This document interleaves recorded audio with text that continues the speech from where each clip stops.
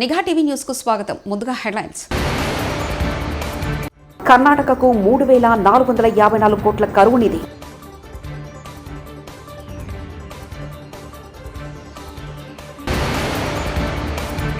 తెలంగాణ గొంతుకగా పోరాడుతూనే ఉంటాం కేటీఆర్.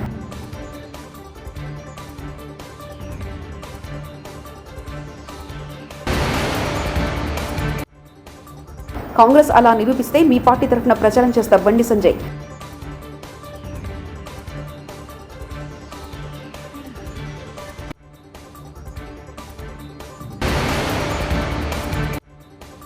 హామీలు విస్మరించిన జగన్, పోలీసులపై అదనపు పనిభారం నాగబాబు.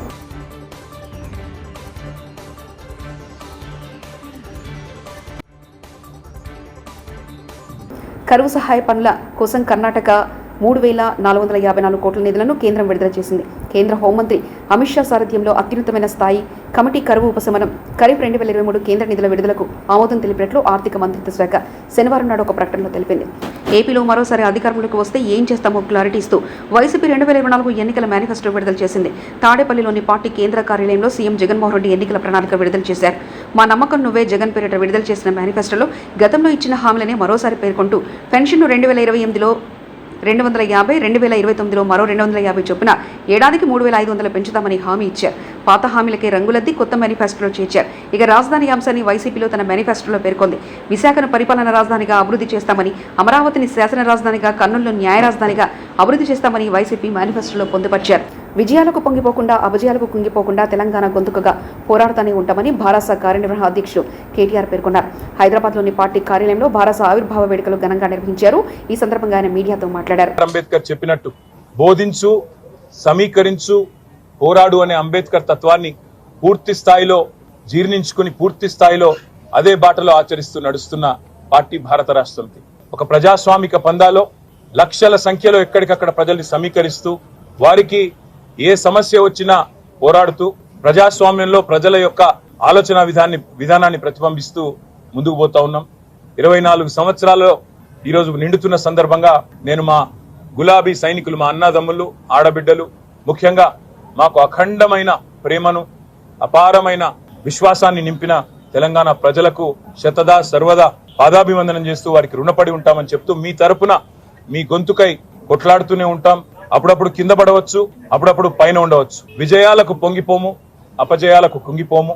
ఎవరు ఎన్ని మాటలు చెప్పినా, ఎవరు ఎన్ని రకాలుగా మరి ఇవాళ మమ్మల్ని కించపరిచే ప్రయత్నం చేసినా ఒకటి వాస్తవం, తెలంగాణ కంటూ ఒక గొంతు ఉండడం అనేది తప్పకుండా అవసరం.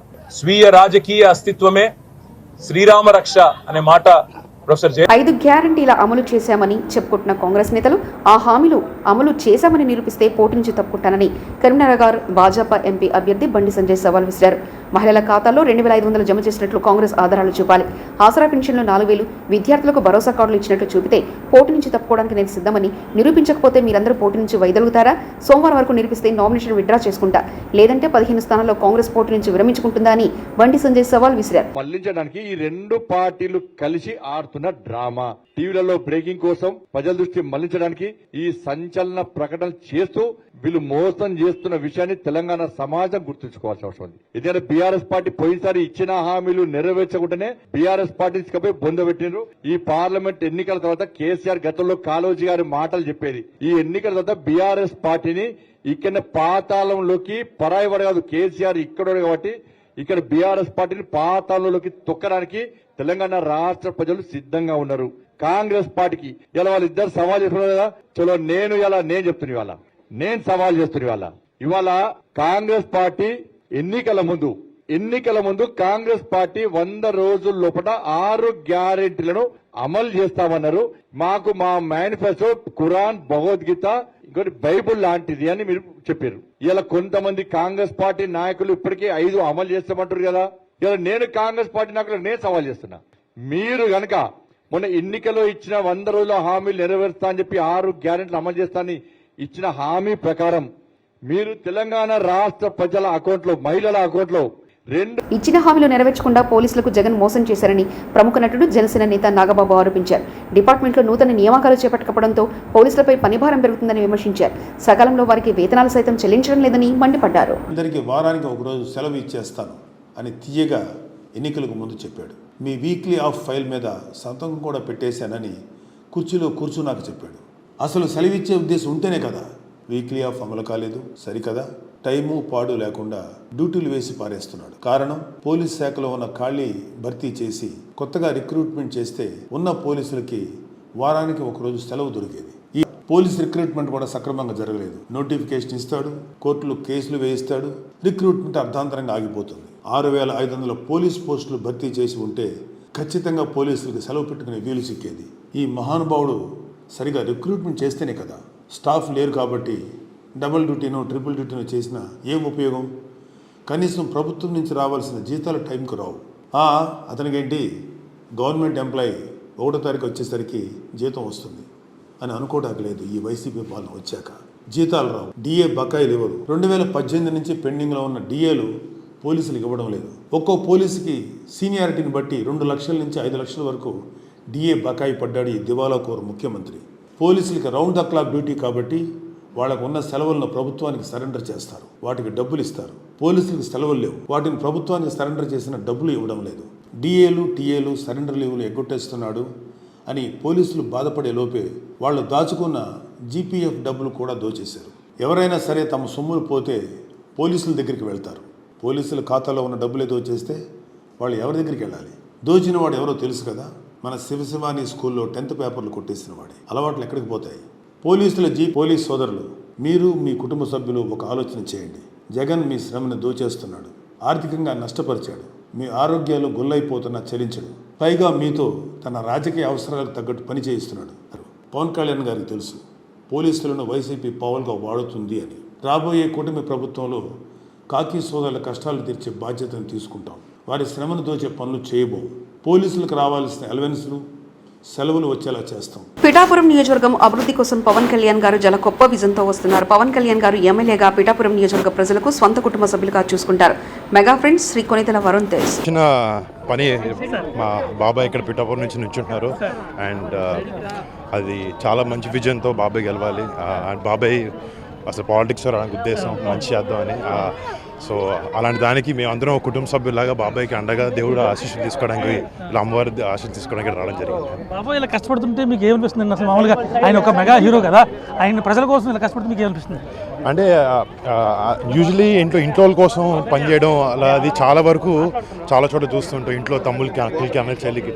బట్ బయటకు వచ్చి ఇలా ప్రతి భారతదేశంలో ఉండే, అదే ఏదైతే కాన్స్టిట్యున్సీ ఉండే జనాలు కానీ మన ఆంధ్ర పిఠాపురంలో ఉండే ప్రజలు ప్రతి ఒక్కరు వాళ్ళ సొంత ఫ్యామిలీ అని అనుకుంటేనే ఇలా బయటకు వచ్చి ఎంతో డబ్బులున్న అవన్నీ వదిలేసుకుని వచ్చి ఇలా చేస్తున్నారు. అండ్ మేము చాలా గర్వపడుతుంటాం బాబాయ్ ఇలా వచ్చి ఇలా జనాలకి మంచి చేయాలని ఉద్దేశంతో ముందుకు రావడం చాలా ఆనందం. ర్యాలీ చూస్తే మనం మీకు ఏమనిపించింది? నామినేషన్ కోసం బయలుదేరిన ర్యాలీ చూస్తే మొత్తం 6 months క్లోజ్ అయిపోయిన పరిస్థితి ఏమనిపించింది? దద్దరు వెళ్ళిపోయింది. 2 పేజీలలో వైఎస్ఆర్సీపీ మేనిఫెస్టో విడుదల చేస్తున్నాం. ఇప్పుడు అమలు చేస్తున్న పథకాల విస్తరణతో పాటు పోర్టులు, ఇతర నిర్మాణాలు పూర్తి చేస్తాం. సీఎం వైఎస్ జగన్ చెప్పాడంటే చేస్తాడంతే. ఈ మాదిరిగా మన మేనిఫెస్టో ముఖ్యమైన అంశాలు అదే కాపీ కొంచెం పెద్ద ఆల్ఫబెట్స్లో ఉంటుందని చెప్పి కొంచెం దీంట్లోకి పోతా. అదే కాపీనే, అది చిన్న సైజు అక్షరాలు, ఇది పెద్ద సైజు అక్షరాలు. గమనిస్తే మనం పెట్టిన నవరత్నాలకు సంబంధించిన గమనిస్తే విద్య ముఖ్యమైన అంశాలు ఈ మాత్రం పైన చెప్తా. విద్య, అమ్మఒడి, ట్యాబులు, విద్యా కానుక, గోరుముద్ద, ఇంగ్లీష్ మీడియం, డిజిటల్ బోధన. వైద్యం, విస్తరించిన ఆరోగ్యశ్రీ ఇంకా విస్తరణ, ఆరోగ్య ఆసరా, విలేజ్ క్లినిక్లు, ఫ్యామిలీ డాక్టరు, 17 కొత్త మెడికల్ కాలేజీలు, జగనన్న ఆరోగ్య సురక్ష. వ్యవసాయం, రైతు భరోసా, ఆర్బీకేలు, ఉచిత పంటల బీమా, 0 వడ్డీ పంట రుణాలు, పగటిపూటే 9 గంటల ఉచిత విద్యుత్, సమయానికి ఇన్పుట్ సబ్సిడీ. ఉన్నత విద్య, జగనన్న విద్యా దీవెన, పూర్తి fee reimbursement, Jagananna Vasathi Deevena, job ఓరియంటెడ్గా కరికులంలో మార్పులు, నాడు నేడు స్కూళ్ళు, నాడు నేడు హాస్పిటల్స్, పేదలందరికీ ఇళ్ళు, అక్క చెల్లెమ్మల పేరిట పేదలకు ఇంటి స్థలాలు, ఇళ్ళు, మహిళా సాధికారత, చేయూత, కాపు నేస్తం, ఈబీసీ నేస్తం, 0 వడ్డీ, సామాజిక భద్రత. ఆంధ్రప్రదేశ్లో సార్వత్రిక ఎన్నికలు జరుగుతున్నాయి. ఈ నేపథ్యంలో అధికార వైసీపీ ఎన్నికల మేనిఫెస్టో విడుదల చేసింది. శనివారం తాడేపల్లిలోని సీఎం క్యాంపు కార్యాలయంలో ఆ పార్టీ అధినేత సీఎం వైఎస్ జగన్ రెడ్డి ఎన్నికల మేనిఫెస్టో విడుదల చేశారు. ఈ మేనిఫెస్టోపై మంత్రి బొత్స సత్యనారాయణ కీలక వ్యాఖ్యలు చేశారు. పేదవాడి తన జీవన ప్రమాణాలకు అనుగుణంగా తన మేనిఫెస్టో ఉందని అన్నారు. ఇవాళ అవన్నీ కొనసాగిస్తూ ఆ జీవన ప్రమాణాల పెరుగుదలను కొనసాగిస్తూ మన ఆత్మగౌరవాన్ని పెంపొందించేటట్లుగా వాళ్ళ గౌరవాన్ని పెంపొందించేటట్లుగా పథకాలను కొనసాగిస్తూ ఇంకా కొన్ని ఇంప్రూవ్ చేసి కొన్ని పెట్టడం కూడా జరిగింది. ఇంతకుముందు చంద్రబాబు నాయుడు లాగా చెప్పింది ఒకటి చేసింది ఒకటి కాకుండా మాయా మోసం దగా లేకుండా నిక్కచ్చిగా ఖచ్చితంగా ఏదైతే చేస్తామని చెప్పారో ఈ మేనిఫెస్టోలో అవే కార్యక్రమాలను ప్రత్యేకమైన దృష్టిని పెట్టి డైరెక్ట్ బెనిఫిషరీ ద్వారా మధ్యవర్తులు దళారులు ఎవరు లేకుండా 2,70,000 కోట్ల రూపాయలని 2,70,000 కోట్ల రూపాయలని ఇవాళ డైరెక్ట్ బెనిఫిట్ ద్వారా ఈ రాష్ట్రంలో ఉన్న పేద ప్రధానికానికి అర్హులైన ప్రతి ఒక్కరికి కూడా అందించడం జరిగింది. ఇది మోసం, ఇది నిజం కూడా. అదే ధైర్యంతో ముఖ్యమంత్రి గారు మీకు ఏదైనా ఒక మంచి జరిగితే నన్ను మళ్ళీ ఆశీర్వదించండి చెప్పడం కూడా జరిగింది. దాంట్లో అతిశయోక్తి లేదు. అంతేకాదు ఇవాళ ఏదైతే ప్రభుత్వానికి ప్రాధాన్యత అంశాలు ఏవైతే ఉన్నాయో విద్య, వైద్యం, ఆరోగ్యం, సంక్షేమం, అభివృద్ధి, వ్యవసాయం, వాటి మీద ఈ 5 సంవత్సరాలు ప్రత్యేకమైన దృష్టిని 5 సంవత్సరాలు ఫోకస్గా పెట్టడమే కాకుండా మరలా రాబోయే 5 సంవత్సరాలు వీటి మీద ఇంకా నేను పెద్ద దృష్టి పెడతాననే విషయాన్ని కూడా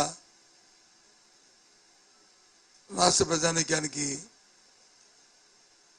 ఇందాకే 1 గంట ముందు ఆయన తెలియజేసిన విషయాన్ని కూడా మళ్ళీ ఒకసారి మీ ద్వారా నేను తెలియజేస్తున్నాను. ఇది ఆయన కమిట్మెంట్. భారతదేశ రాజకీయాల్లో ఏ రాష్ట్రం, ఏ పార్టీ కూడా ఎన్నికల మేనిఫెస్టోలో పెట్టిన అంశాలని ఆ ఎన్నికలు అయిన తర్వాత ఆయా ప్రభుత్వాలు వచ్చిన తర్వాత రాష్ట్రంలో కానీ కేంద్రంలో కానీ ఏ నాయకుడు కూడా 99% అమలు జరపలేదనే విషయం ఈ దేశంలో, ఈ రాష్ట్రం ప్రజానీకానికి అందరికీ కూడా తెలుసు. దానికి భిన్నంగా గత 5 సంవత్సరాలు మా ముఖ్యమంత్రి జగన్మోహన్ రెడ్డి గారు, మా పార్టీ వైఎస్ఆర్సీపీ పార్టీ అధినేతగా ఆ రోజు ఏదైతే చెప్పారో ఈ 5 సంవత్సరాలు వాటిని అమలు జరిపి కొత్త రికార్డుని నెలకొల్పి దేశ రాజకీయాల్లో ఈవేళ మళ్ళీ మేము ముందుకు వచ్చామనే విషయాన్ని మనం చేస్తున్నాం.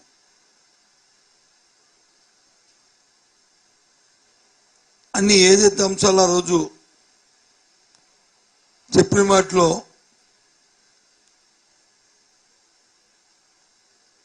ఏదైతే మైలుకి ఇస్తున్నా ఆ రోజు చంద్రబాబు నాయుడు మోసం చేసి మీకు రుణమాఫీ చేస్తానని ఆయన మోసం చేశాడు. ఆ రుణమాఫీ చేయకుండా ఆయన చేతెత్తేశాడు. దాన్ని ఏ రోజైతే 2019 ఎన్నికలప్పుడు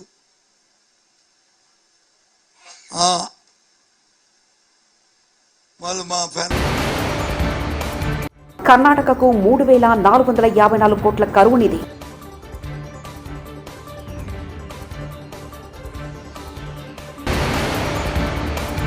తెలంగాణ గొంతుకగా పోరాడుతూనే ఉంటాం కేటీఆర్.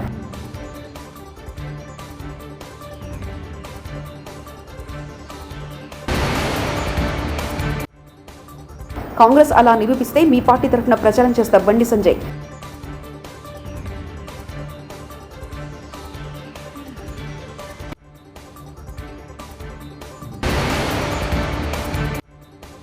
హామీలు విస్మరించిన జగన్, పోలీసులపై అదనపు పనిభారం నాగబాబు.